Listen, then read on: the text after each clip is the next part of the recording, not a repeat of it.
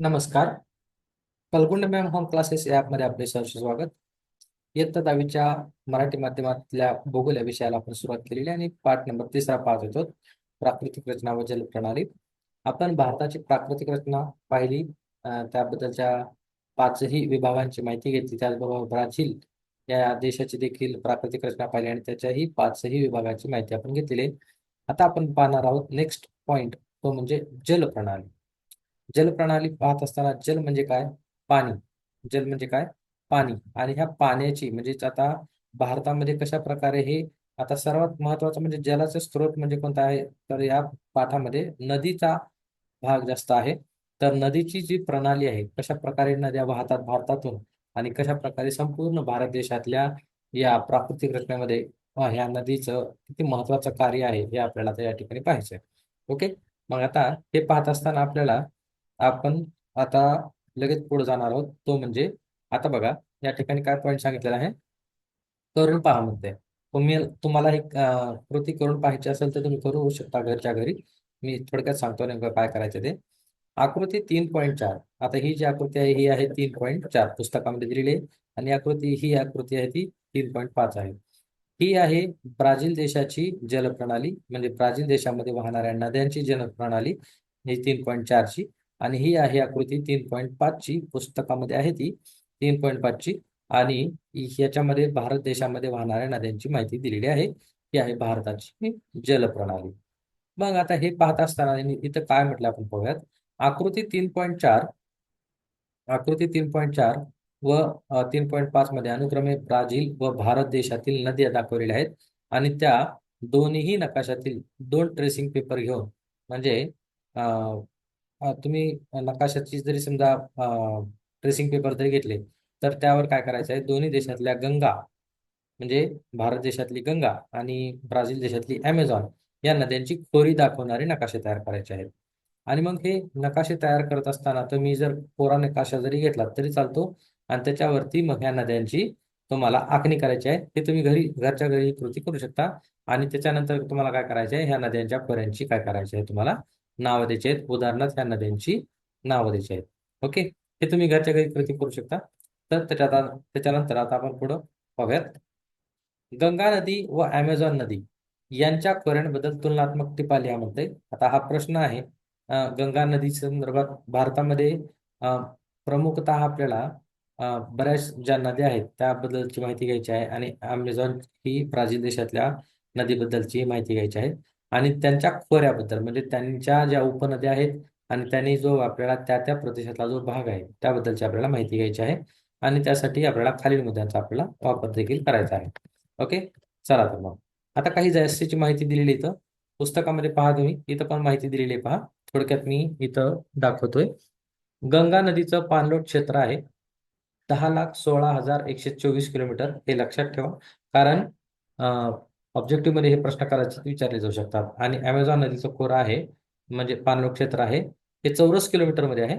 70,50,000 चौरस किलोमीटर. गंगा नदीची एकूण लांबी आहे किलोमीटरमध्ये 2,525 किलोमीटर, म्हणजे 2,525 किलोमीटर. आणि ॲमेझॉन नदीची लांबी आहे 6,400 किलोमीटर, म्हणजे 6400 किलोमीटर. बरोबर. त्याच्यानंतर या गंगा नदीतून वाहणारा जो पाण्याचा विसर्ग आहे तो घन मीटर प्रति सेकंद, म्हणजे एका सेकंदाला किती पाणी वाहतं.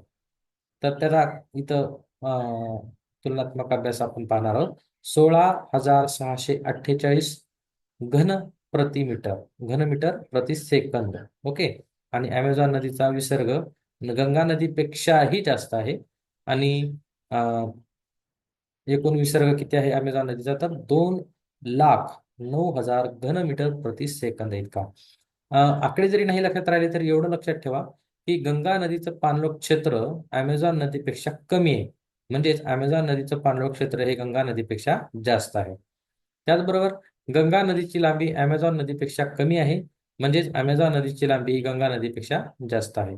त्याचबरोबर गंगा नदीचा एकूण घनमीटर प्रति सेकंदाला वाहणारा जो पाण्याचा विसर्ग आहे तो कमी आहे आणि ॲमेझॉन नदीचा फार जास्त आहे. म्हणजे तुलनात्मक जर पाहिलं तर गंगा नदीपेक्षा ॲमेझॉन नदी ही आपल्याला वरचढ दिसते, हे आपण या ठिकाणी पाहू शकतो प्रत्येकच घटकामध्ये. तर एवढं मात्र लक्षात ठेवायचं की गंगा नदीपेक्षा अमेझॉन नदी ही त्याचं पाणलोट क्षेत्र, तिची एकूण लांबी आणि एकूण प्रति सेकंदाला वाहणारा पाण्याचा विसर्ग हा जास्तच आहे. अमेझॉन नदी वरचढ भरते.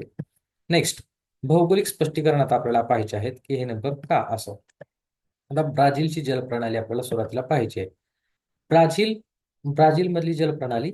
ब्राझीलच्या जलप्रणालीचा विचार करताना असे लक्षात येते की या देशात एकूण 3 प्रमुख नद्यांची खोरी आहेत. आपण कालही बघितलं मागच्या भागामध्ये की ब्राझीलमध्ये महत्वाच्या नद्या असणाऱ्या कोणत्या कोणत्या आहेत. एक म्हणजे अमेझॉन, दुसरी आहे पॅराना, पॅराग्वे, आणि तिसरी आहे ती साऊ फ्रान्सिस्को. ओके, तर हे 3 नद्यांची खोरी आपल्याला अत्यंत महत्वपूर्ण आहे, तर ती आपल्याला पाहिजे आहेत. बघा, अमेझॉनची जलप्रणाली पाहत असताना अमेझॉन नदीचा उगम, आता हे पाहत असताना जरा थोडंसं मी तुम्हाला नकाशा दाखवतो की कशा पद्धतीचं या ठिकाणी आपल्याला आपल्याला त्याचा फायदा करून घ्यायचा आहे.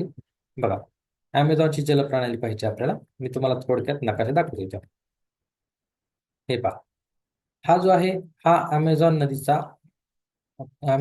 खोरं आहे. त्याच्यानंतर आपल्याला त्याच्या दुसरंच खाली जर आपण बघितलं तर ही पॅराग्वे नदी आहे, ही पॅराना नदी आहे आणि ही उरुग्वे नदी आहे.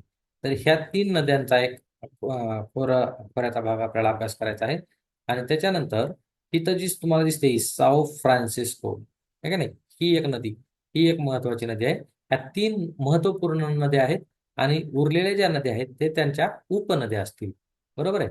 मग आता ह्या सर्व नद्यांचा आपल्याला या ठिकाणी आता ब्राझीलच्या जलप्रणालीच्या अंतर्गत अभ्यास करावायचा आहे. ओके, चला नेक्स्ट. अमेझॉनची जलप्रणाली पाहत असताना अमेझॉन नदीचा उगम पेरू देशातील अँडीज पर्वतरांगेच्या पूर्व उतारावर होतो. अमेझॉन नदीचा उगम कुठं होत आहे?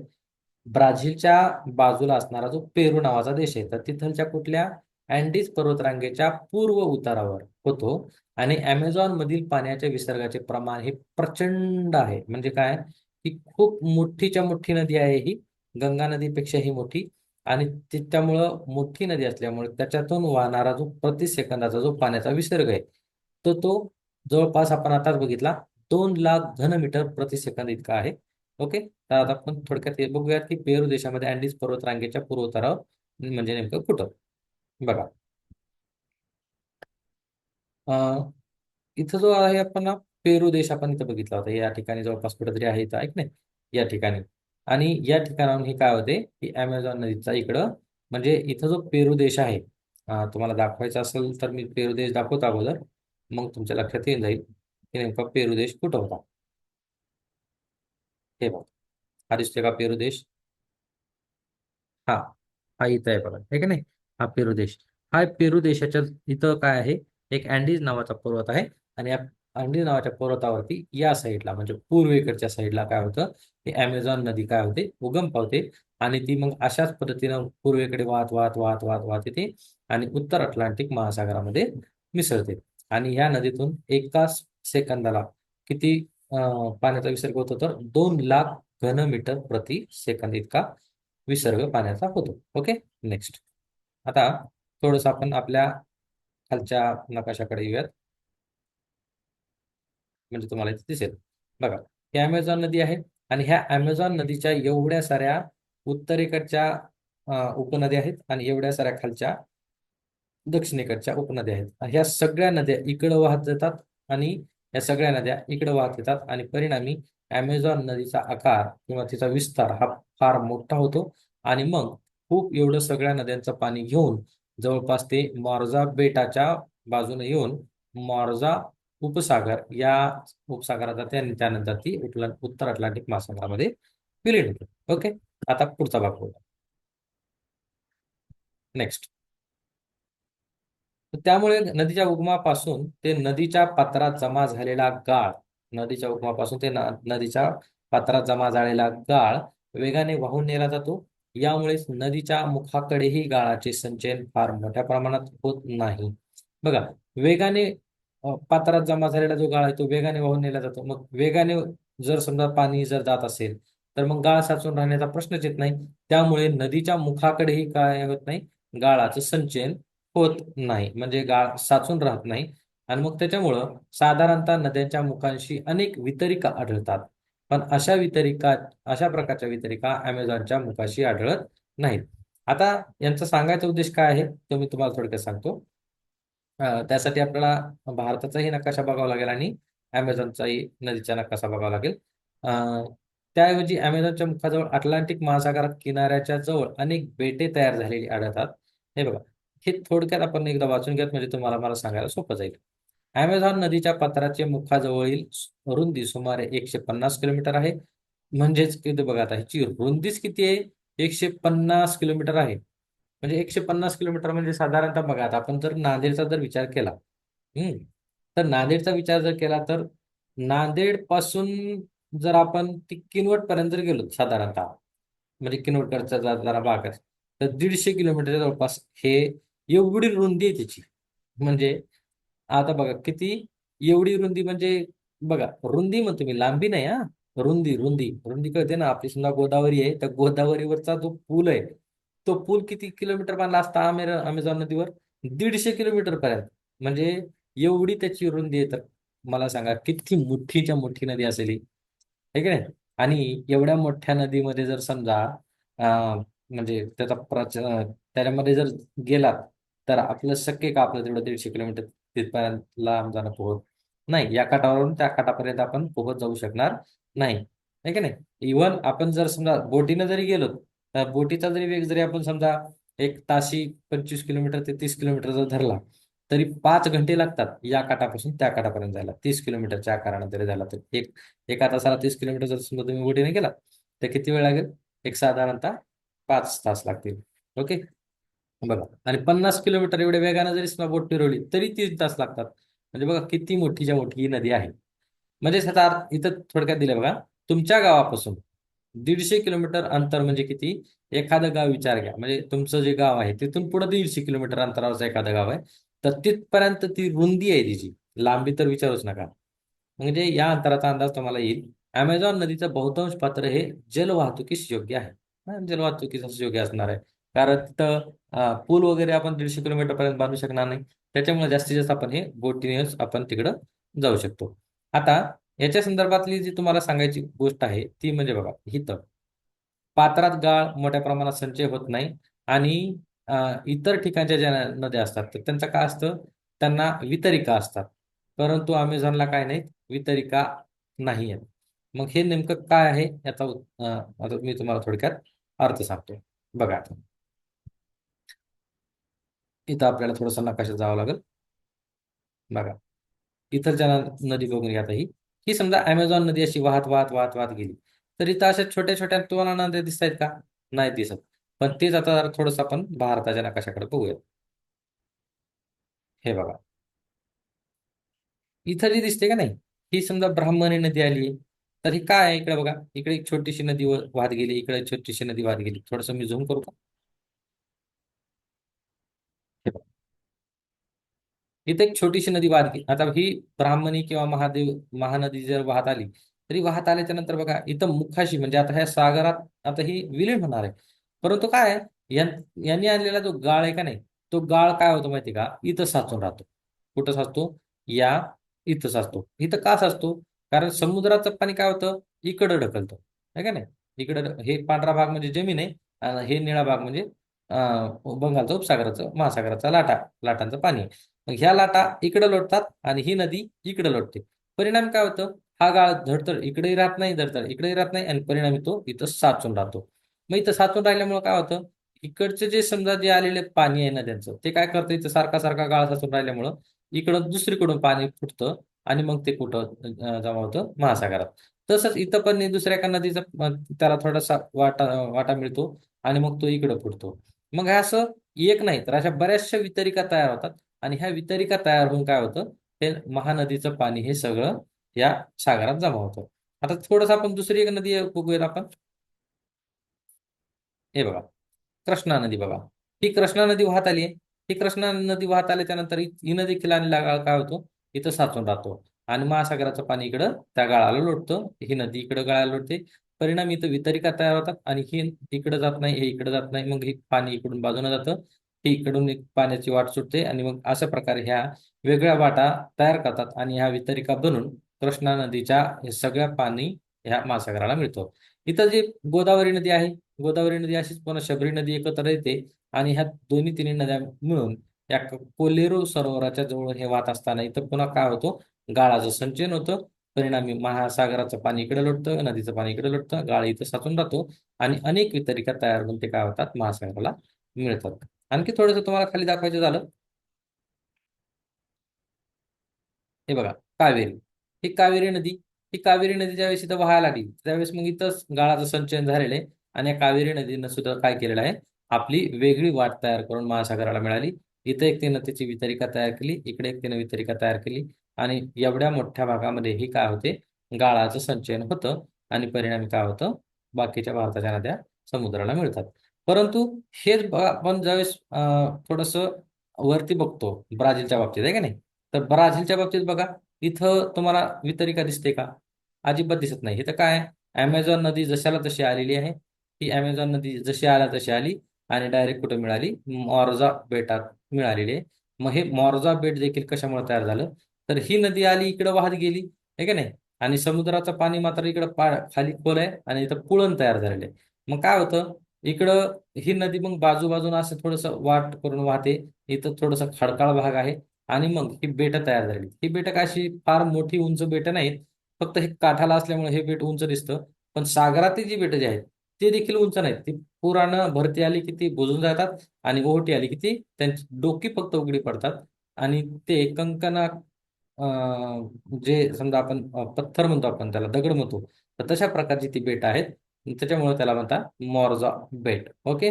मग हे अशा प्रकारचं वितरिका ह्या याच्यामध्ये आपल्याला पाहायला मिळत नाहीत. कुठं? ब्राझीलच्या नद्यांमध्ये. ओके. देन नेक्स्ट, पुढं बघू.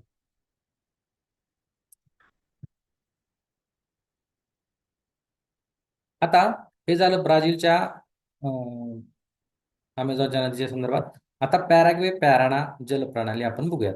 ब्राझीलची ही दुसरी जलप्रणाली आहे, पॅराग्वा पॅराना. या दोन ब्राझीलच्या नद्या नैऋत्य भागात आढळतात. नैऋत्य भाग म्हणजे कोणता?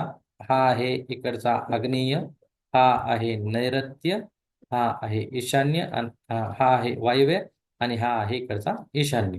मग इकडचा जो भाग जो आहे तो आहे कोणता? नैऋत्य भाग. मग ह्या नैऋत्य भागामध्ये ह्या नद्या आढळतात. या दोन्ही नद्या ब्राझीलच्या दक्षिणेकडील अर्जेंटिना देशातील प्लाटा नदीला मिळतात आणि ह्या दोन्ही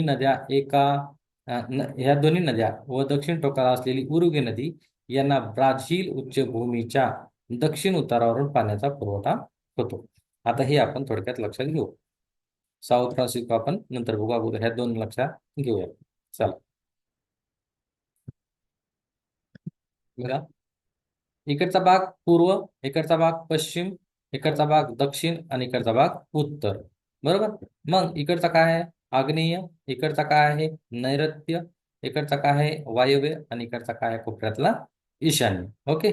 मग आता हे नैऋत्य म्हणजे या भागाकडचं, या नैऋत्य भागाकडे कोणत्या नद्या आहेत आपल्याला? हे पॅराग्वा नदी आणि पॅराना नदी. हे पॅराग्वा नदी दिसते का तुम्हाला? थोडंसं मी झूम करतो याला. यस. ओके. ही आहे ती पॅराग्वा नदी आणि ही आहे ती पॅराना नदी. आणि ह्या दोन्ही नद्या कुठं वाहत जातात? ज्यावेळेस ही पॅराग्वे नदी इकडे वाहत येते, ही पॅराना नदी इकडे वाहत येते. हा इकडचा भाग दुसऱ्या देशाचा आहे, तो तिकडचा भाग जमिनीचाच आहे. आणि इथं एक अर्जेंटिना नावाचा जो देश आहे, तो अर्जेंटिना नावाच्या देशामध्ये कुठल्या नदीला मिळते ते त्यांनी सांगितलेलं आहे, अर्जेंटिना देशातील प्लाटा नदीला मिळतात. कुठल्या नदीला मिळतात? प्लाटा नदीला. मग आता ह्या पॅराना नदी आणि उरुग्वे नदी अर्जेंटिना देशातील प्लाटा नदीला मिळतात आणि त्याच्यानंतर मग इथं प्लाटा नदीला मिळाल्याच्या नंतर मग हिकडची जी उरुग्वे नावाची जी नदी आहे ती अशी वाहत वाहत वाहत वाहत वाहत वाहत येते आणि ही प्लाटा नदी, पॅराग्वा नदी आणि पॅराना नदीचं पात्र इथं प्लाटा नदी घेऊन ह्या उरुग्वे नदीला मिळते आणि ही उरुग्वे नदी अशी खालच्या दक्षिणेकडे वाहत वाहत वाहत जाते आणि शेवटी मग ती पश्चिमेकडे वळते आणि मग दक्षिण अटलांटिक महासागराला मिळते. कुठं मिळते? दक्षिण अटलांटिक महासागराला मिळते. अशा प्रकारे हे पॅराग्वे आणि पॅराना नदीचं पात्र आहे. समजलंय? ओके. नाव नेक्स्ट. आता आपल्याला पाहिजे आहे तिसरी नदी, साओ फ्रान्सिस्को ही नदी. ओके, अमेझॉन पाहिली, पॅराना, पॅराग्वे आणि उरुग्वे नदी पाहिली. आता साओ फ्रान्सिस्को ही पाहिजे. ही ब्राझील मधील तिसरी महत्वाची नदी आहे. कोणती? Sao Francisco. या नदीचे संपूर्ण पाणलोट क्षेत्र ब्राझीलच्या हद्दीत येते. कोणाचं? या साओ फ्रान्सिस्को. का?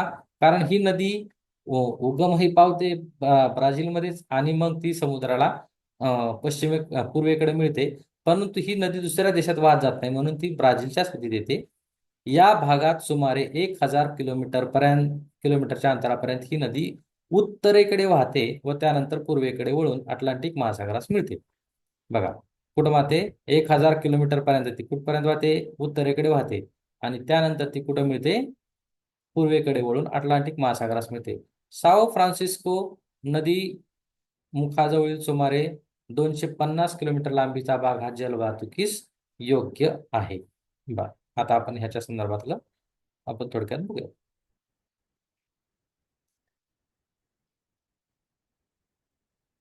ओके, मी आता थोडंसं झूम करतो आणि तुम्हाला सांगतो. दिसते का ही साओ फ्रान्सिस्को नदी? हे बघा, इथं आहे. ओके, पेनचा यूज करतो थोडासा. ही साओ फ्रान्सिस्को नदी आता ती वाहत वाहत वाहत वाहत अशी वाहत येते. कुणीकडे वाहिली ही? ही उत्तरेकडे व्हायला लागली, बरोबर आहे. कोणीकडे वाहिली? उत्तरेकडे व्हायला लागली.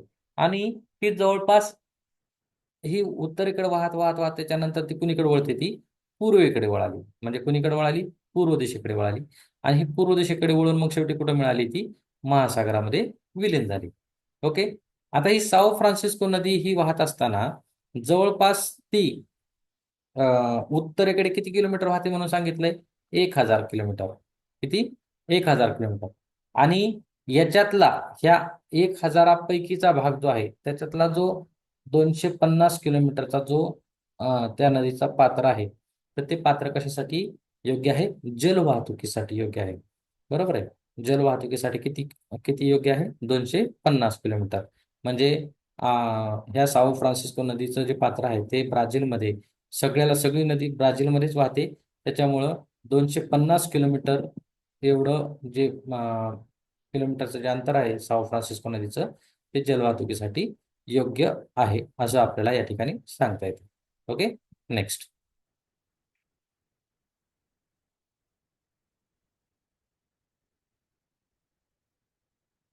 ओके, चाल पुढे बघूया.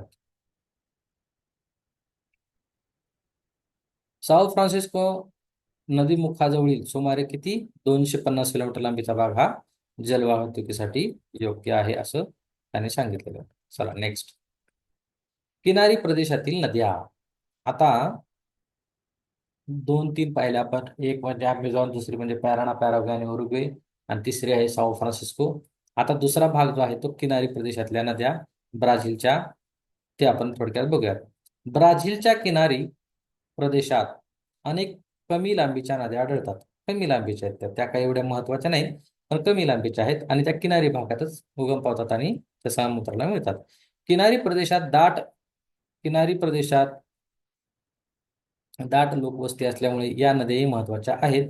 त्यापैकी त्यापैकी ज्या काही महत्वाच्या नद्या ज्या आहेत त्या कोणत्या कोणत्या आहेत? परानिबा, इटापेकुरू या नद्या उत्तरेकडे वाहतात व उत्तर अटलांटिक महासागराला मिळतात. बघा आता, किनारी प्रदेशात दाट लोकवस्ती, जिथं दाट लोकवस्ती आहे, जरी छोट्या नद्या असल्या परंतु तिथं दाट लोकवस्ती असल्यामुळं त्या लोकांचा उदरनिर्वाह त्या नद्यावरती होतो. त्यापैकी ज्या छोट्या नद्या आहेत त्यांपैकी कोणती कोणती?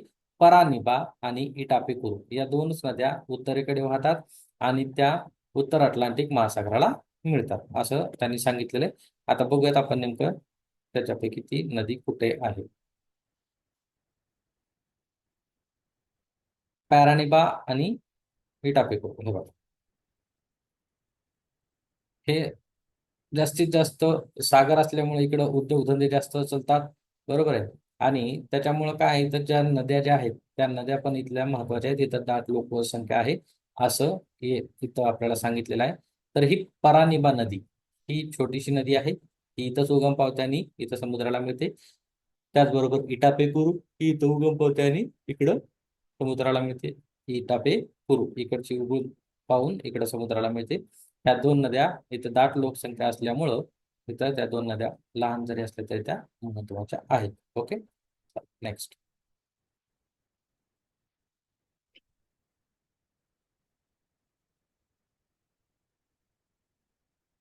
दक्षिण अटलांटिक महासागराला मिळणाऱ्या नद्यांना पाण्याचा पुरवठा ब्राझील उच्चभूमीतून होतो. बघा, दक्षिण अटलांटिक महासागराला म्हणते. दक्षिण अटलांटिक महासागराला मिळणाऱ्या ज्या नद्या आहेत, तर त्या मिळणाऱ्या नद्यांना पाण्याचा पुरवठा कुठून होतो? ब्राझीलच्या उच्चभूमीतून होतो. पुरागू वाकू नदी साल्वाडोर जवळ अटलांटिक महासागराला मिळते.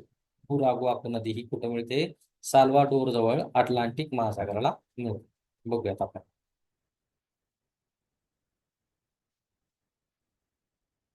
हे बघा, ही पुरागू वाकू आहे का नाही. आता इकडच्या ज्या नद्या आहेत ह्या सगळ्या नद्या कुठून उगम पावतात? ब्राझीलमधूनच. आणि छोट्या नद्या ह्या मोठ्या नद्यांना येऊन मिळतात. परिणामी ब्राझीलच्याच नद्या इतर या मोठ्या प्रमुख नद्यांना काय करतात? पाण्याचा पुरवठा करतात, हे आपण म्हणू शकतो. पुरागुआकू नदी ही कुठं आहे? तर साल्वाडोर जवळच्या त्या साल्वाडोर जवळच्या अटलांटिक महासागराजवळ ती मिळते, असं त्यांनी या ठिकाणी आपल्याला सांगितलेलं आहे. इथं साल्वाडोर जवळ नावाचं एक शहर आहे. तिथं ती कुठं मिळते? ती समुद्राला मिळते, ही पुराकुआकू नदी.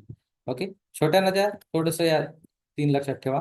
एक म्हणजे पुराकुआकू नदी, दुसरे म्हणजे इटापेकुरू नदी, आणि तिसरी पारानिबा नदी. टिपा लिहामध्ये जर विचारलं छोट्या नद्यांबद्दल माहिती सांगा, तसं तर छोट्या नद्यांची माहिती विचारतच नाही. फक्त हे लक्षात असावं की ह्या दोन तीन नद्या आहेत. नावं फक्त हार्ड आहेत, बाकी सोपंच आहे. नकाशावरून आपल्याला ते लक्षात येऊ शकतं. ओके, मग हे तुम्हाला तीन गोष्टी इथं लक्षात आल्या. एक इटापेकुरू नदी, पारानिबा नदी, आणि दुसरी पराक्वाकू नदी. Okay, next. पुढे बघूया. आता आहे थोडस आपल्याला भारताची जलप्रणालीची माहिती घ्यायची. कशाची? भारताची जलप्रणाली. भारत जलप्रणाली उगम क्षेत्रानुसार भारतातील नद्यांची हिमालयातील नद्या व द्वीपकल्पावरील नद्या असे वर्गीकरण केले जाते. बघा, उगम क्षेत्रानुसार, हा म्हणजे जी त्या नद्या कुठं उगम पावतात त्याच्यावरून दोन भागात त्यांनी काय केलेलं आहे? त्यांचं वितरण केलेलं आहे. त्याच्यापैकी कुठल्या कुठल्या नद्या? हिमालयातल्या नद्या आणि द्वीपकल्पावरच्या नद्या. आता द्वीपकल्प म्हणजे आपण काल बघितलं, द्वीप समूह म्हणजे बेट, आणि द्वीपकल्प म्हणजे भारतातला तो निमुळता झालेला प्रदेश. ओके, तर हे आता आपल्याला या ठिकाणी बघायचं. चला बघूयात आपण.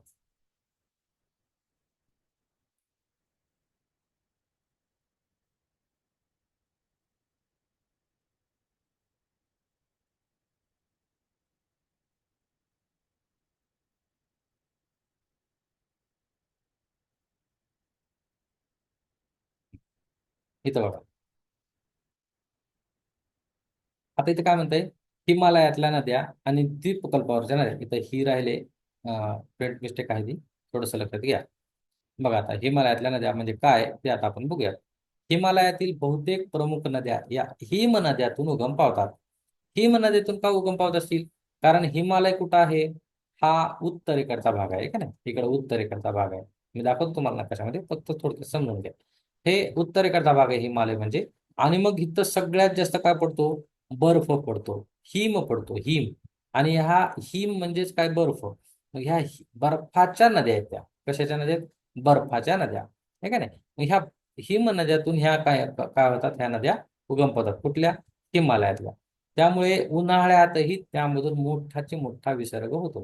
का बरं? कारण उन्हाळ्यात ऊन तापलं की ह्या बर्फाचं काय होतं? पाणी जे होतं, आणि पाणी हे सगळं मग पुन्हा कुठं मिळतं? त्या नद्यांना मिळतं.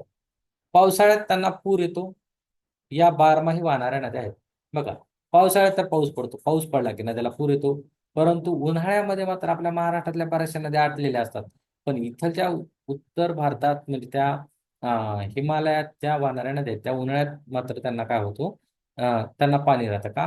कारण ऊन तापलं की त्या बर्फाचं काय होतं? पाणी होतं. आणि ते पाणी मग शेवटी नद्यांना मिळतं. त्याच्यामुळे त्या बाराही महिने म्हणजे जानेवारी पासून ते डिसेंबर पर्यंत वाहणाऱ्या ह्या नद्या आहेत. या बारमाही वाहणाऱ्या नद्या आहेत. या गटात सिंधू व तिच्या उपनद्या आणि गंगा व तिच्या उपनद्या अशा दोन समूहांचा समावेश केला जातो. सिंधू म्हणजे आता बघा, हिमालयातल्या दोन नद्या आहेत, त्याच्यामध्ये एक म्हणजे सिंधू नदी आणि दुसरी म्हणजे गंगा नदी. आणि ह्या दोन उपनद्या, ह्या ज्या प्रमुख नद्या आहेत सिंधू आणि गंगा, यांच्या काही ज्या उपनद्या आहेत त्यांचा देखील या ठिकाणी काय केला जातो? या समूहांचा समावेश केला जातो. म्हणजे भारताचे जलप्राणी पाहत असताना दोन प्रकार पाहायचे, एक म्हणजे हिमालयातल्या उगम पावणाऱ्या नद्या आणि दुसऱ्या म्हणजे द्वीपकल्पावरच्या नद्या. त्याच्यापैकी आपण हिमालयातल्या नद्या पाहतो, त्याच्यामध्येही पुन्हा दोन भाग आहेत, ते म्हणजे एक तर सिंधू नदी व तिच्या उपनद्या आणि दुसरी म्हणजे गंगा नदी व तिच्या उपनद्या. सिंधू व तिच्या उपनद्या, बघा आता सिंधू नदीच्या उपनद्या कोणत्या कोणत्या आहेत, एक म्हणजे झेलम, चिनाब, रावी व बियास. हे मी तुम्हाला नकाशात दाखवणारच आहे, समजून घ्या. पश्चिम हिमालयात म्हणजे जम्मू आणि काश्मीरमध्ये लडाखमधून वाहतात आणि त्या एकमेकांना बऱ्याचशा समांतर आहेत. समांतर म्हणजे काय, ती त्याला मिळत नाही आणि ही हिला मिळत नाही, त्या एकमेकीला समांतर वाहतात आणि शेवटी मग त्या कुठे मिळतात, सिंधू नदीमध्ये मिळतात. सिंधूची एक प्रमुख उपनदी आहे ती म्हणजे सतलज, जी कुठं वाहते, मान सरोवराजवळ उगम पावते व पश्चिम दिशेने वाहते.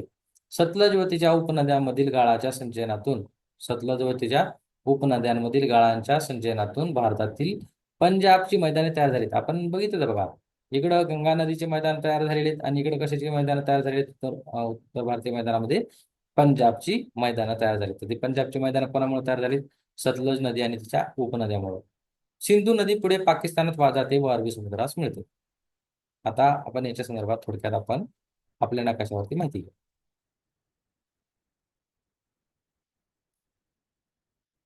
हे बघ, भारत, आता एवढा मोठा भारत आहे, एवढ्या मोठ्या भारतामध्ये सगळ्या एवढ्या मोठ्या नद्या आहेत बघा. आलं का लक्षात? आता पुस्तकामध्ये तुम्ही बघितलं तर तुमच्या लक्षात येईल. आता थोडंसं इकडे लक्ष द्या. आपण पाहत आहोत हिमालयात उगम पावणाऱ्या नद्या, हिमालयामध्ये उगम पावणाऱ्या नद्या. मग आता त्याच्यापैकी मी तुम्हाला थोडस पेनचा वापर करून सांगतो.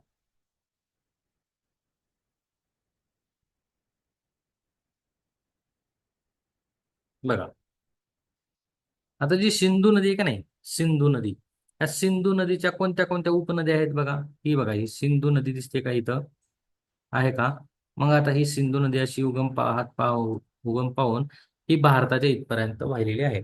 आणि मग इकडचा सगळा भाग मग पुन्हा ती कुठं वाहत जाते, इकडून असंच वापस येऊन मग पुन्हा ती इकडं या मार्गे पाकिस्तानातून इकडं अरबी समुद्राला जाऊन मिळते. आता आपला भाग भारताचा हा इकडचा एवढा दिसतोय तो, आहे का नाही? आणि ही जी सिंधू नदी दिसते, मी थोडस वेगळा भाग घेतो जरासा. आपला भारताचा भाग जो आहे, हा इकडचा भाग आला, आहे का नाही? हा आपला भारताचा भाग इकडचा, सॉरी, हा आपला भारताचा भाग आला, पहा, आहे का? हे आपला भारत देश झाला. मग आता ह्या भारत देशातल्या आपण ही सिंधू नदी इकडे वाहत वाहत वाहत वाहत जाते आणि शेवटी कुठे मिळते, अरबी समुद्राला मिळते. त्या सिंधू नदीला काय माहिती भारत पाकिस्तान कोणता आहे, तिला जिकडे उत्तर मिळालं तिकडे पळायला लागली ती, आहे का नाही? मग आता या सिंधू नदीच्या ज्या उपनद्या आहेत त्या कोणत्या कोणत्या आहेत, तर त्या आपण थोड्याशा आता वेगळ्या रंगाने बघूयात. हे बघा, झेलम एक आहे का, ही झेलम. दुसरी कोणती आहे, रावी, दिसते का? तिसरी कोणती आहे, ही बियास, बरोबर आहे. आणि चौथी कोणती आहे, ही चिनाब, आहे का नाही? झेलम, चिनाब, रावी, आहे का नाही, या तिच्या उपनद्या आहेत कोणाच्या, सिंधू नदीच्या. आणि एक महत्वाची नदी त्यांनी सांगितलेली आहे, ती म्हणजे सतलज. कोणती नदी? ही सतलज, ही. आणि या सतलज नदीच्या ज्या काही छोट्या छोट्या उपनद्या आहेत, घगर नावाची नदी आहे, है का नाही, या छोट्या छोट्या ज्या उपनद्या आहेत, ह्याच्यामुळं कशाचा कोणती मैदानं तयार झाली, ते इकडची पंजाबची मैदानं तयार झाली, इथलची, बरोबर आहे. आणि या सतलज नदीमुळं पंजाबची मैदानं तयार झाली. एक तर सतलज नदीमुळं पंजाबची मैदानं आणि गंगा नदीमुळे इकडची उत्तर भारतीय मैदानं तयार झालेली आपल्याला पाहायला मिळतात. इकडच्या मैदानाला एक स्पेशल असं नाव दिलं होतं बघा, काय होतं, सुंदरबन. Very good.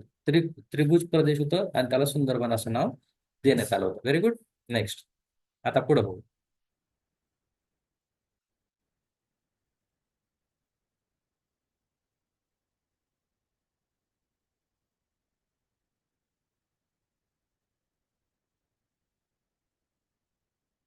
आता पुढे बघूयात आपण.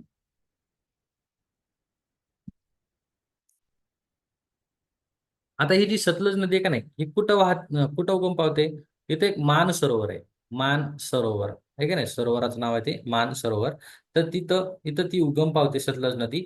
आणि शेवटी मग ती वाहत वाहत वाहत वाहत वाहत वाहत शेवटी कुठे जाते ती, पाकिस्तानमध्ये जाते आणि शेवटी ती सिंधू नदीला मिळते. आणि मग ती एकत्रित सिंधू नदी काय करते, या सगळ्या नद्यांचं पाणी घेऊन कोणाकोणाचं, झेलम, रावी, चिनाब, आहे का नाही, या सगळ्या नद्यांचं पाणी घेऊन सतलज नदीच्या देखील पुन्हा ती सिंधू नदीला मिळाल्याच्या नंतर ते सगळं पाणी घेऊन शेवटी कुठं मिळते, ती अरबी समुद्राला पश्चिमेकडे अरबी समुद्राला मिळते. ओके. ही बघा सतलज नदी कुठे आहे उगम पावलेली, हे बघा इथे मानसरोवर दिसते बघा, हे मानसरोवर आहे का, इथं उगम पावते ती. आणि इथून उगम पावल्याच्या नंतर मग ती अशी वाहत वाहत वाहत वाहत सिंधू नदीला मिळते आणि सिंधू नदी शेवटी पश्चिम बंगालला आपला अरबी समुद्राला मिळते. ओके. नेक्स्ट पुढे बघू आपण. गंगा नदी. हा. गंगा नदी हिमालयातील गंगोत्री हिमनदीतून उगम पावते. हिमालय ओलांडून ती मैदानी प्रदेशात आल्यानंतर ती पूर्व वाहिनी बनते आणि हिमालयात उगम पावणाऱ्या गंगेच्या अनेक उपनद्या देखील आहेत, अशाच मार्गाने वाहतात. यमुनोत्री येथे उगम पावणारी यमुना ही गंगेची उपनदी आहे. बघा पुन्हा एकदा आपण नकाशाकडे येऊ. गंगा नदी कुठं आहे, हे बघा ही गंगा नदी. आणि कुठं उगम पावते, तर इथं गंगोत्री नावाचं ठिकाण आहे. दिसतंय का बघा, इथं गंगोत्री नावाचं ठिकाण आहे का नाही, ह्या राकस सरोवराच्या खाली. आणि इथं गंगोत्री नावाच्या ठिकाणावरून ही काय करते, गंगा नदी उगम पावते.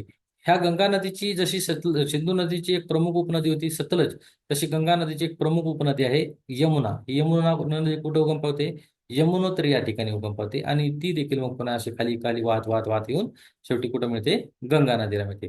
आता एवढ्या सगळ्या गंगा नदीला आल्याच्या नंतर मिळाल्याच्या नंतर एवढ्या सगळ्या नद्या ह्या गंगा नदीला मिळतात. कोणत्या कोणत्या आहेत बघा, गोमती आहे, शारदा आहे, घागरा आहे, गंडकी आहे, कोसी आहे, ठीक आहे ना, इकडं तिस्ता आहे. आणि त्याच्यानंतर इकडं सगळ्या नद्या कुठे येऊन मिळतात, ह्या गंगेला मिळतात. इकडं जसं ती पुढे वाहत वाहत वाहत वाहत जाते आणि मग पुढे शेवटी कुठे मिळते, ती बंगालच्या उपसागराला मिळते. तर त्या पद्धतीने ही सगळी गंगा नदी वाहत वाहत वाहत येऊन पंजाबच्या म्हणजे पश्चिम बंगालच्या खाली जी बंगालचा उपसागर आहे त्याला मिळत असताना ह्या सगळ्या नद्या त्याला मिळतात. आणि मग त्याच्यामुळं काय होतं, आपल्या भारतातली सगळ्यात मोठी नदी, सगळ्यात लांब नदी कोणती आहे, तर ती गंगोत्री आहे. सॉरी, गंगा आहे. भारतातली सर्वात लांब नदी गंगा. आणि महाराष्ट्रातली सर्वात लांब नदी कोणती, बरोबर आहे, गोदावरी. आणि जगातली सर्वात लांब नदी कुठली आहे, इजिप्त या देशामधली आहे, तिचं नाव आहे, काय नाव आहे, नाईल नदी. काय नाही, नाईल नदी ही इजिप्त देशातली सर्वात लांब नदी. भारतातली सर्वात लांब नदी गंगा, महाराष्ट्रातली सर्वात लांब नदी गोदावरी आणि जगातली सर्वात लांब नदी इजिप्त देशातली नाईल नदी. नाईल. ओके. नेक्स्ट पुढे बघू आपण.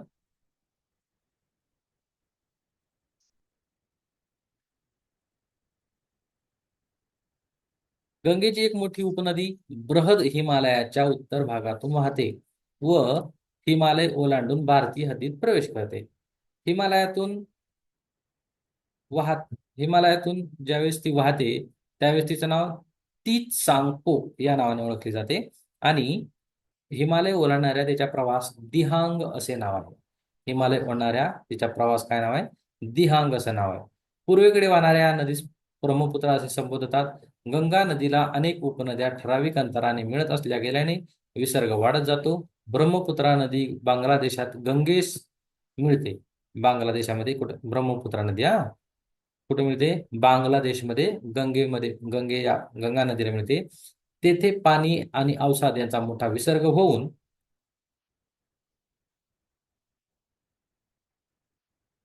तेथे पाणी आणि अवसाद यांचा मोठा विसर्ग होऊन विस्तीर्ण असा त्रिभुज प्रदेश निर्माण झालेला आहे. द्वीपकल्पावरील नद्यांपैकी सुद्धा काही नद्या गंगेच्या खोऱ्यात येऊन मिळतात. त्यापैकी महत्वाच्या नद्या म्हणजे चंबळ, केन, बेटवा आणि शोण या नद्या आहेत. ओके. आता ह्याचा थोडक्यात आपण वर्णन बघितलं, आपण आता प्रत्यक्ष नकाशात बघू. बघ, गंगा नदी कुठं उगम पाहिली ते आपण बघितलं, तिला मिळणाऱ्या सगळ्या नद्या बघितल्या.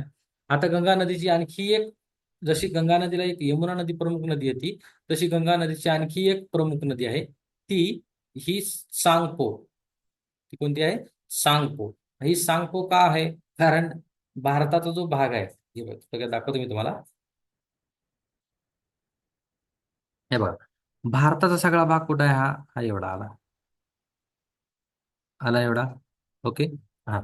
आता ही जी नदी आहे कोणती, सांगपो. ही सांगपो कुठं उगम पावली, इकडे जाऊ आहे का नाही. आणि ही उगम पावल्याच्या नंतर ही अशी वाहत वाहत वाहत वाहत आली. तिला सांगपो का म्हणलं असेल, कारण इकडचा देश कोणता आहे, चीन. कोणता देश आहे, चीन. आणि चीनमध्ये त्या नदीचं नाव आहे चांग. मग ही सांगपो ज्यावेळेस ही अशी वाहत वाहत वाहत वाहत येते, त्यावेळेस ती पुन्हा काय करते, हिमालय ओलांडून इकडं अलीकडे भारतात घुसते. आता इथं भारतात घुसली की ह्या प्रवाहाला तिच्या काय म्हणलेलं आहे, दिहांग म्हणले. काय म्हणले, प्रवाहाला, बरं, म्हणजे पाण्याला, पाण्याच्या प्रवाहाला काय म्हणले, दिहांग. आणि जसं मग ती भारतामध्ये प्रवेश करते त्यावेळेस मग त्याच नदीला काय म्हणलेलं आहे, ब्रह्मपुत्रा नदी म्हणलेलं आहे.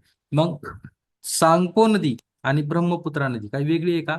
नाही, फक्त ती देशाच्या कोणत्या देशात वाहते त्यानुसार तिचं नाव आहे.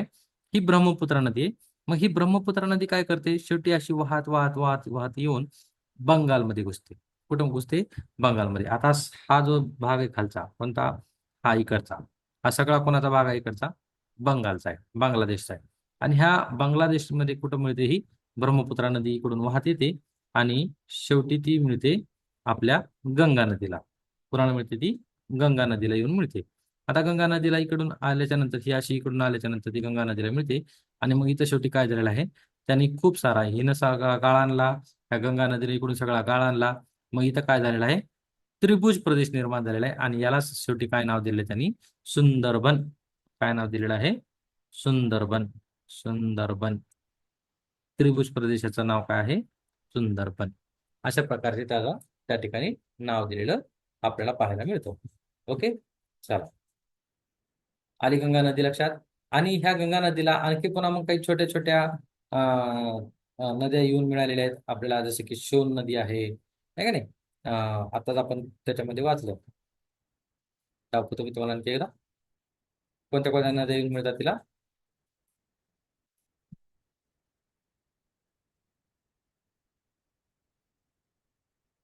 बघा, चंबळ एक नदी येऊन मिळते. कोणती कोणती नदी मिळते बघा, चंबळ, केन, बेटवा आणि शोण या नद्या ह्या गंगा नदीला येऊन मिळतात. आणि ह्या देखील त्याच्या काय आहेत, महत्वाच्या नद्या आहेत. ओके, चला नेक्स्ट पुढे बघू. आता झालं हे हिमालयातल्या नद्या. आणि आता आपण पाहायच्या आहेत आपल्याला द्वीपकल्पीय नद्या. द्वीपकल्पीय म्हणजे काय, भारताचा जो हा जो निमुळता झालेला भाग आहे, हा निमुळत्या भागावरच्या ज्या काही नद्या आहेत त्या, म्हणजे ह्या कशा द्वीपकल्पावरच्या नद्या, तर याला म्हणतात द्वीपकल्पावरच्या नद्या. तर त्या कोणत्या कोणत्या आहेत त्या आपण बघूया थोडक्यात. बघा, द्वीपकल्पीय नद्यांचे वर्गीकरण पश्चिम वाहिनी व पूर्व वाहिनी नद्या असं केलं जातं. आणि द्वीपकल्पाच्या पश्चिम भागात पश्चिम घाट हा महत्वाचा जलविभाजक आहे. द्वीपकल्पीय नद्यावरील विसर्ग हा पावसावर अवलंबून असतो. आणि यामुळे या नद्यांच्या खोऱ्यात पुराच्या आपत्तीचा धोका सहसा नसतो. या नद्या हंगामी स्वरूपाच्या नद्या आहेत. बघा,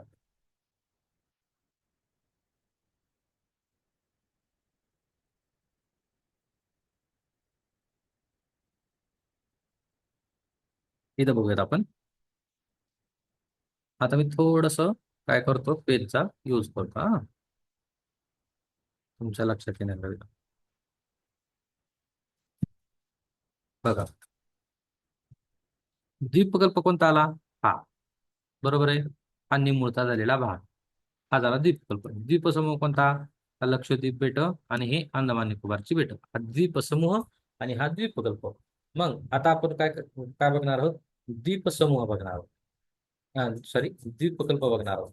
आता हे द्वीपकल्प बघत असताना आता ह्याच्यात दोन भाग पडलेले आहेत. एक म्हणजे पश्चिम वाहिनी नद्या, इकडं पश्चिमेकडे पूर्व वाहिनी नद्या, हा पूर्व भागात येणाऱ्या नद्या पूर्व वाहिनी नद्या, आणि इकडच्या आहेत त्या म्हणजे पश्चिम वाहिनी नद्या. बरोबर आहे.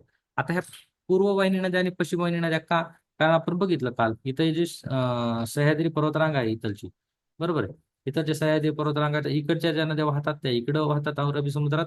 आणि त्याच्या पूर्वेकडून वाहणाऱ्या ज्या नद्या आहेत त्या सगळ्या अशा वाहत वाहत वाहत वाहत येऊन शेवटी कुठे मिळतात, बंगालच्या उपसागराला येऊन मिळतात, है का नाही.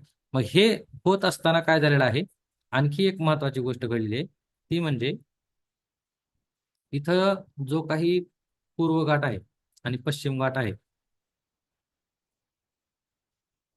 बघ, हा जो काही पश्चिम घाट आहे इकडचा, आहे का नाही, त्या पश्चिम घाटामुळे हा जो काही पूर्व घाट आहे, हा पूर्व घाट ह्यानं काय केलेलं आहे, इथून आलेल्या नद्या सगळ्या इकडं बंगालच्या उपसागरामुळे आहेत.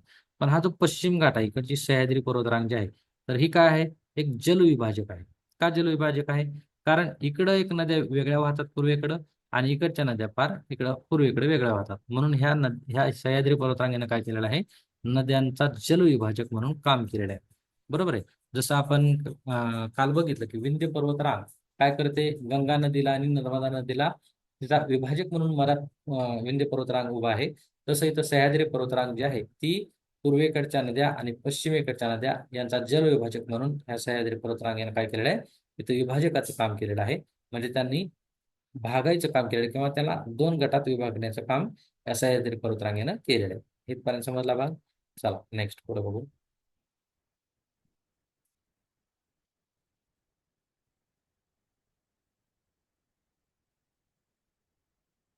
आणखी एक सांगितलंय की या सगळ्या नद्या कशा आहेत आता, ज्या काही पूर्ववाहिनी किंवा पश्चिमवाहिनी नद्या आहेत त्या शक्यतो ते कशावरती अवलंबून आहेत, पावसावर अवलंबून आहेत. पावसाळा आपल्याकडे काय 12 महिने असतो का, नसतो. तो फक्त पावसाळ्यातच पाऊस पडतो.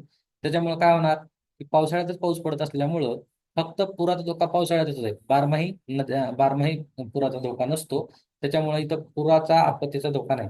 मात्र हिमालयातल्या ज्या नद्या आहेत त्यांना उन्हाळ्यातही पुराचा धोका आहे. का? कारण जास्तीचं जर ऊन तापलं तर हिमालयातल्या सगळा बर्फ पिघळेल आणि पिघळल्याच्या नंतर सगळं पाणी त्या नदीला येईल. परिणामी उन्हाळ्यात देखील त्या नद्यांना पूर येण्याची शक्यता असतेच असते.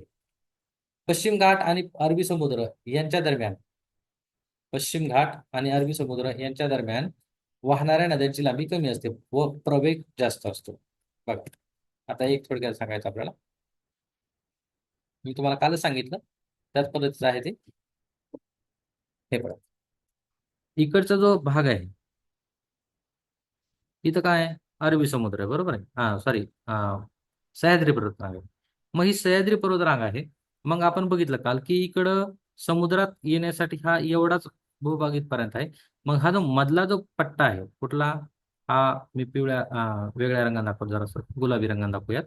हा जो मधला पट्टा आहे किंवा निळ्या रंगाने दाखवू, हिरव्या रंगाने दाखवू, हा जो मधला पट्टा आहे, हा मधला पट्टा, त्या मधल्या पट्ट्यामध्ये उतार जास्त आहे, हे का नाही, अंतर कमी आहे. कारण हे सह्याद्री पर्वतरांग झाली की काही अंतर गेल्याच्या नंतर लगेच अरबी समुद्र लागतो.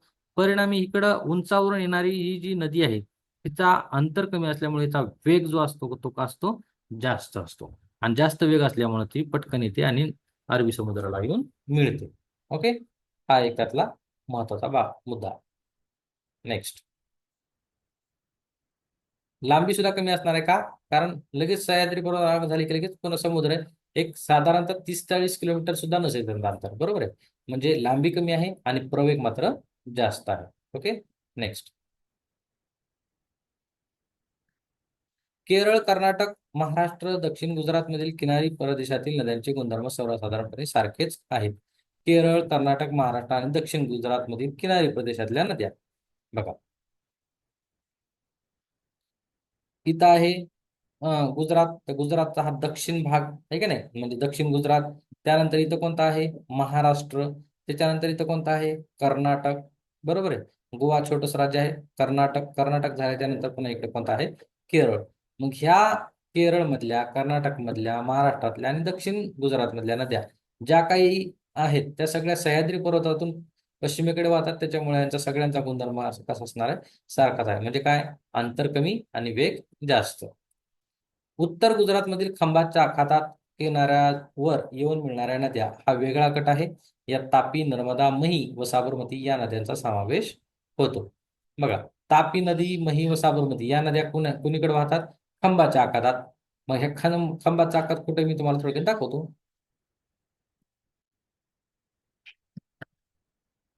हे बघा, हे कच्छच्या आखात आहे आणि इथं खंभातच्या आखात आहे. हे बघा,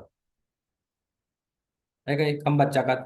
आता त्या खंभातच्या आकारामध्ये बघा, ही साबरमती नदी, साबरमती नदी, ही मही नदी, त्याच्यानंतर आणखी कोणती नदी, ही नर्मदा नदी आणि ही तापी नदी.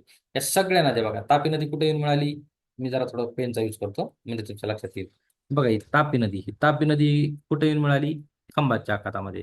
ही नर्मदा नदी कुठे येऊन मिळाली, खंभातच्या आखातामध्ये.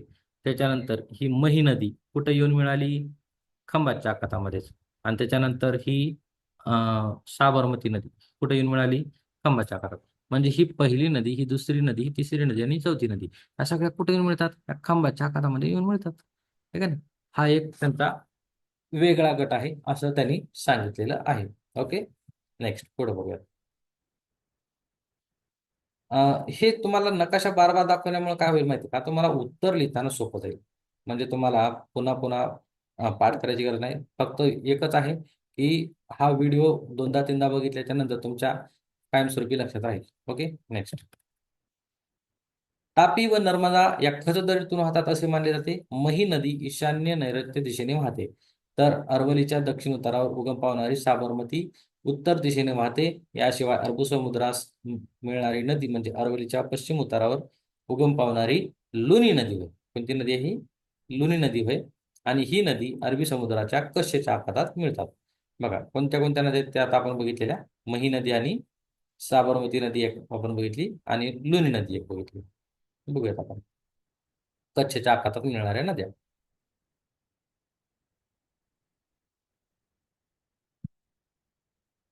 हे कच्छच्या आखात बरोबर आहे. हे बघा, दिसते का लुनी नदी? ही लुनी नदी कुठं आली? ही इथं जे अरवली पर्वतरांग आहे, ठीक आहे नाही? इथं अरवली पर्वतरांग दिसत नाही आपल्याला, पण इथं अरवली पर्वतरांग आहे आणि ही लुनी नदी काय होते, इकडून वाहत वाहत वाहत वाहत येते इकडं कच्छच्या आखातामध्ये मिळते, ठीक आहे नाही? अशाच बऱ्याचशा दोन तीन नद्या आहेत आणि त्या इकडं काय होतात, वाहत वाहत वाहत येतात आणि शेवटी ही लुनी नदी ते या सगळ्या नद्या मिळून कुठं मिळतात, त्या कच्छच्या आखातामध्ये मिळतात आणि शेवटी मग ते कच्छच्या आखात देखील समुद्रातच आहे, अरबी समुद्रात. परिणामी काय होणार, ते अरबी समुद्रातच सर्व नद्या एकत्रित होणार. नेक्स्ट, बंगालच्या उपसागरास मिळणाऱ्या नद्या. आता ह्या झाल्या अरबी समुद्रास मिळणाऱ्या. आता बंगालच्या उपसागराला मिळणाऱ्या नद्या पण कोणत्या आहेत बघा. द्वीपकल्पाचा बराचसा प्रदेश बंगालच्या उपसागराच्या पाणलोट क्षेत्राचा भाग आहे आणि यात गंगेशिवाय महानदी, गोदावरी, कृष्णा व कावेरी या प्रमुख नद्यांचा समावेश होतो. गोदावरी, कृष्णा व कावेरी या तीनही नद्यांचा उगम पश्चिम घाटाच्या पूर्व उतारावर होतो. आता हे आपण थोडक्यात बघू.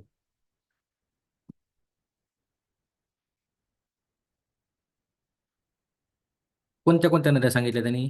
एक गंगा, इथलची गंगा कुठे मिळाली? बंगालच्या उपसागराला. दुसरी महानदी, ही महानदी बघा वाहत वाहत वाहत वाहत आली आणि शेवटी चिल्का सरोवराच्या जवळ येऊन बंगालच्या उपसागरास मिळाली. तिसरी आहे गोदावरी. गोदावरी नदी ही तर कोलेरू सरोवराजवळ येऊन ती बंगालच्या उपसागराला मिळाली. कृष्णा नदी देखील पुन्हा इथं कोल्हेरू सरोवराच्या खाली दिसते बघा, इथं बंगालच्या उपसागरास मिळाली. आणि आणखी एक नदी त्यांनी सांगितली ती म्हणजे कावेरी नदी, ती देखील इकडं येऊन बंगालच्या उपसागराला मिळाली. आता ह्या तीन चार पाच नद्या ज्या आहेत, गंगा, महानदी, गोदावरी, कृष्णा, कावेरी, ह्या ह्या प्रमुख नद्या आहेत आणि ह्या सगळ्या नद्या कुठे येऊन मिळतात? बंगालच्या उपसागराला मिळतात.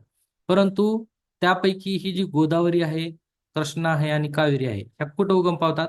तर ह्या पश्चिम घाटातल्या, पश्चिम घाट जो आहे इकडचा सह्याद्री पर्वतरांग, हे पश्चिम घाटामध्ये पूर्वेकडे उगम पावतात, आहे का नाही? म्हणजे थोडक्यात आता मी तुम्हाला पेनचा यूज करून सांगतो थोडक्यात. इथं समजा अरबी समुद्र आहे, हा सह्याद्री पर्वतरांग, अरबी समुद्र सारखा जास्त लक्षात यायला लागलं आपल्या.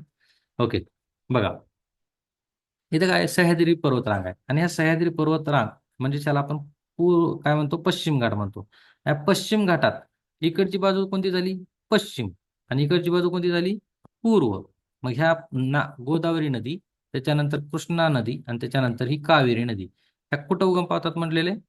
गोदावरी नदी ही, कृष्णा नदी ही आणि कावेरी नदी ही. बघा, गोदावरी नदी, कृष्णा नदी आणि कावेरी नदी, या तिन्ही नद्या कुठं उगम पावतात? पश्चिम घाटातल्या पूर्वेकडे, म्हणजे या साईडला, ठीक आहे ना? आणि या पूर्वेकडं उगम पावतात आणि शेवटी कुठे येऊन मिळतात? या बंगालच्या उपसागराला येऊन मिळतात. समजलं इथपर्यंतचा भाग? आलाय लक्षात? चला पुढे बघूयात.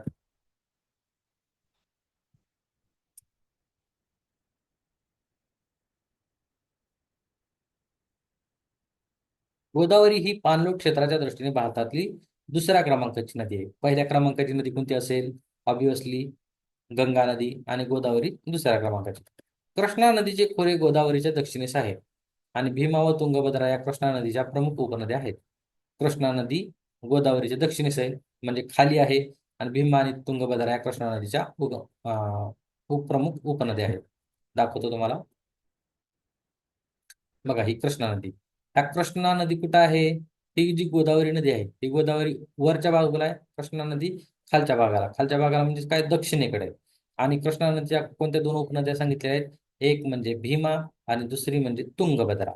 ही भीमा नदी अशी वाहत वाहत वाहत येऊन कृष्णा नदीला मिळते आणि तुंगभद्रा इकडून वाहत वाहत वाहत वाहत येऊन कृष्णा नदीला मिळते, हे का नाही. म्हणजे भीमा आणि तुंगभद्रा कोणाच्या उपनद्या आहेत? कृष्णा नदीच्या उपनद्या आहेत. नेक्स्ट, कावेरी नदी कर्नाटक आणि तामिळनाडू या राज्यातून वाहत जाते आणि या नदीचा पूर्वीपासून जलसिंचनासाठी उपयोग केला गेलेला आहे. कावेरी नदीच्या संदर्भातलं आता एक लास्टचा वाक्य आपण बघूयात. बघा, कावेरी नदी ही इथं तर कोणतं राज्य आहे रे? थोडस पेनचा यूज करतो मी. इथं तर कोणतं राज्य आहे? तामिळनाडूचं राज्य आहे, बरोबर आहे. आता ही कावेरी नदी आहे. आता कावेरी नदीच्या संदर्भात त्यांनी काय सांगितलेलं आहे? कावेरी नदी कर्नाटक आणि तामिळनाडू या राज्यातून वाहते.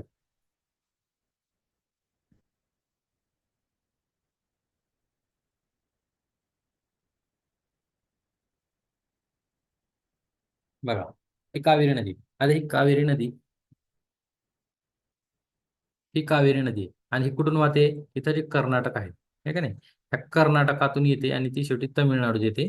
आणि हे कर्नाटक इथलं राज्य झालं, हे तामिळनाडू इथलं राज्य झालं. ही कर्नाटक मधल्या ह्या पश्चिम घाटावरती पूर्वेच्या बाजूला उगम पावते आणि मग ती इकडे वाहत वाहत वाहत येऊन तमिळनाडूतून शेवटी पश्चिम बंगालच्या उपसागराला मिळते. तर या संदर्भातलं हे कावेरी नदीच्या संदर्भातलं एवढंच वाक्य त्यांनी दिलेलं आहे, ते आपण अभ्यासलेलं आहे. आय थिंक मला असं वाटतं की तुम्हाला मी पूर्ण पाठ माझ्या पद्धतीनं जेवढ्या चांगल्या पद्धतीने समजून सांगायचा आहे तेवढा प्रयत्न केलेला आहे. मित्रांनो, सांगायचा उद्देश एकच आहे, या पाठावरती कुठलाही जरी प्रश्न आला तर तो तुम्ही सोडवता आला पाहिजे तुम्हाला. मग खूप महत्वाचा पाठ आहे आणि या पाठाबरोबरच इतर पुढचे जे पाठ आहेत ते फार महत्वाचे असणार आहेत. त्याच्यासाठी हे आपण फार डीप मध्ये घेतलेलं आहे. आपण जो पहिला आणि दुसरा जो भाग आहे का नाही, तो त्याच्यामध्ये इथं जसं मी पीपीटी वरती हे दाखवलं तुम्हाला. काय दाखवलं? हे बघा, असं पद्धतीने दाखवलं मी तुम्हाला, की नाही. तर मी ते दाखवताना मी ते विसरलो होतो. विसरण्यापेक्षा बी माझं तुम्हाला मी पहिल्यांदाच सांगितलं होतं की तुम्ही पुस्तक समोर घेऊन बसा. म्हणजे काय, की मला प्रत्येक गोष्टीकडे येत आहे कामा नाही. परंतु मला थोडंसं ते जाणवलं आणि मग त्याच्यानंतर मी आजच्या ह्या तासिकेला आपण याचा देखील वापर केलेला आहे. परंतु तुम्ही काय करायचंय, मी ज्यावेळेस तो नकाशा सांगितलेला आहे त्यावेळेस नकाशात बघायचं व्हिडिओमध्ये, आणि ज्यावेळेस मी पुस्तकातलं वाचन करत असेल त्यावेळेस तुम्ही ते पुस्तकात पाहायचे. ओके, चला. इथे एक छोटंसं दिलेलं आहे बघा. काय दिले आपण बघूयात. मी थोडंसं झूम करतो याला, किंवा आपण पुस्तकातलं बघूयात. इथं आहे.